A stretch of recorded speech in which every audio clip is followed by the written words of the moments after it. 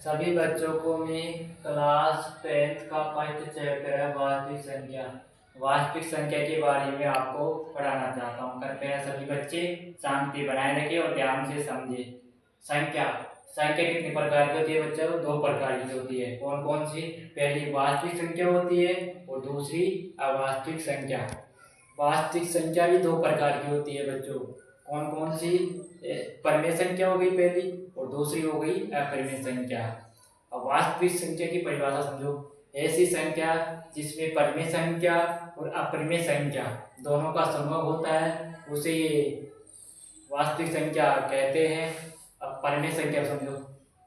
ऐसी संख्या जिसे p/q के रूप में लिखा जाता है उसे परिमेय संख्या कहते हैं। जैसे उदाहरण हो गया 1/2 -5/7 ये हो गया। और अपरिमेय संख्या ऐसी संख्या जिसे p/q के रूप में नहीं लिखा जाता उसे अपरिमेय संख्या कहते हैं। जैसे -√2 -√5 ऐसे अनंत हो जाएगी बहुत सारी।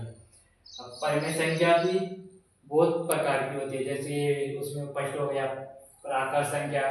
प्राकृत संख्या को इंग्लिश में क्या बोलते हैं बच्चों? नेचुरल नंबर बोलते हैं। तो ऐसी संख्या जो 1 2 3 से लेकर अनंत तक जाती है उसे क्या बोलते हैं बच्चों? प्राकृत संख्या बोलते हैं। और दूसरी हो गई पूर्ण संख्या। पूर्ण संख्या को क्या बोलते हैं बच्चों? इंग्लिश में होल नंबर बोलते हैं। ऐसी संख्या जो 0 से स्टार्ट होकर अनंत तक जाती है उसे क्या बोलते हैं बच्चों? पूर्ण संख्या बोलते हैं। और तीसरी संख्या है पूर्णांक संख्या। पूर्णांक संख्या को बच्चों इंग्लिश में क्या बोलते हैं? इंटीजर नंबर बोलते हैं।